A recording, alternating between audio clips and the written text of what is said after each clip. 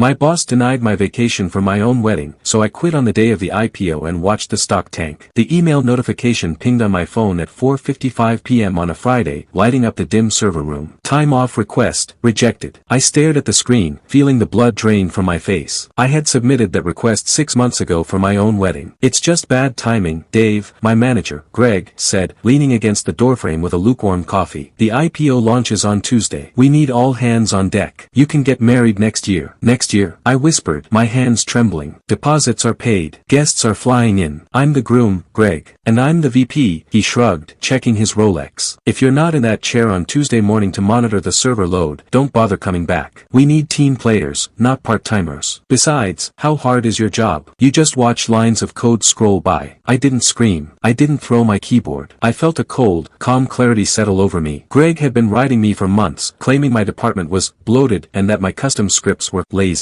He didn't realize those scripts were the only thing holding his fragile infrastructure together. Okay, I said, packing my bag. If I'm not here Tuesday, I'm fired. Terminated with cause, he smirked. Abandonment of duty. Understood, I said. Good luck with the IPO. I walked out. I didn't log out of the system. I didn't delete anything. I just turned off the auto-renewal feature on the SSL security certificates. It was a manual toggle I had to flip every 48 hours because the company was too cheap to buy the enterprise license. I spent the weekend drinking my ties at my rehearsal dinner. My phone remained off. Tuesday morning, 9:30 a.m. The opening bell on the New York Stock Exchange rang. The company went public. At 9:31 a.m., I turned my phone on. It vibrated so hard it nearly fell off the nightstand. 50 missed calls. 100 texts. I opened a voicemail from Greg. He wasn't smirking anymore. Dave, pick up. The site is down. It says, connection not secure. Investors can't buy shares. The stock is free falling. What did you do? I called him back on speakerphone while my wife zipped up her dress. Dave, Greg screamed, the background noise sounding like a riot. Fix it. We've lost 40% of the valuation in 10 minutes. I can't, I said, pouring a mimosa. I'm terminated. Remember, abandonment of duty. I didn't mean it, he wailed. Just tell me the password. That's when the real bombshell dropped. It's not a password, Greg, I said. It's a biometric key. My fingerprint. I have to be physically present to renew the security certificate. And I'm currently 3 hours away. I'll send a helicopter, he yelled. Name your price. My price? I asked. Well, since I'm a contractor now, my emergency rate is different. I want a year's salary, wired immediately, and I want you to resign. You're insane. And you're offline. I hung up. The stock plummeted 70% by noon. The board fired Greg before lunch. They paid my fee by 1 p.m. I authorized the renewal remotely after they granted me temporary admin access. Turns out I didn't need to be there. I just needed them to think I did. Am I the jerk for tanking the IPO, or did Greg crash the stock when he canceled my wedding?